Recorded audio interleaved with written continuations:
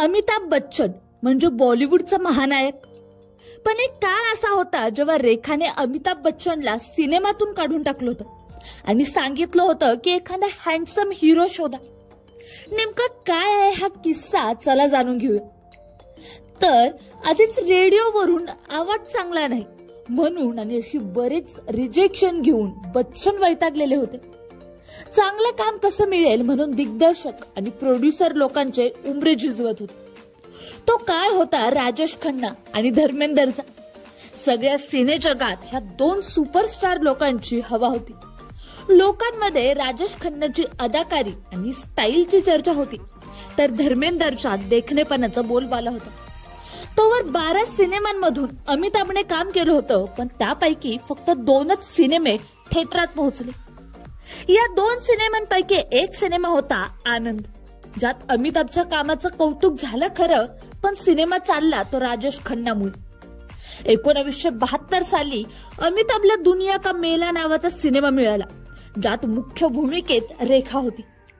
अमिताभला पाहता क्षणी रेखाने सिनेमाच्या प्रोड्युसरला सांगितलं की ह्या सिनेमात तिला एखादा हँडसम हिरो हवा आहे, एखाद्या देखण्या हिरो सोबत तिला काम करायचं आहे आणि अमिताभ सोबत तिला काम करायचं नाहीये.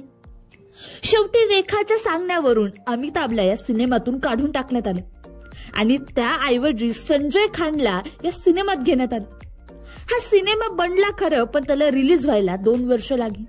पण याच काळात अमिताभला त्याच्या करिअरची सगळ्यात मोठी फिल्म जंजीर मिळाली आणि अमिताभ ऑल टाइम हिट अभिनेता झाला. जंजीरमुळे अमिताभला राजेश खन्ना नंतरचा सगळ्यात मोठा सुपरस्टार मानलं जाऊ लागले. 1973 साली नमक हराम सिनेमातून रेखा, अमिताभ आणि राजेश खन्ना पहिल्यांदा एकत्र काम करताना दिसले. पण यात रेखा ही राजेश खन्नाची हिरोईन होती. 1974 साली दुनिया का मेला सिनेमा रिलीज झाला खरा, पण त्या वर्षीचा तो सगळ्यात फ्लॉप सिनेमा ठरला. यानंतर मात्र अमिताभ बच्चनची वाढती लोकप्रियता बघून रेखा अमिताभकडे आकर्षित झाली.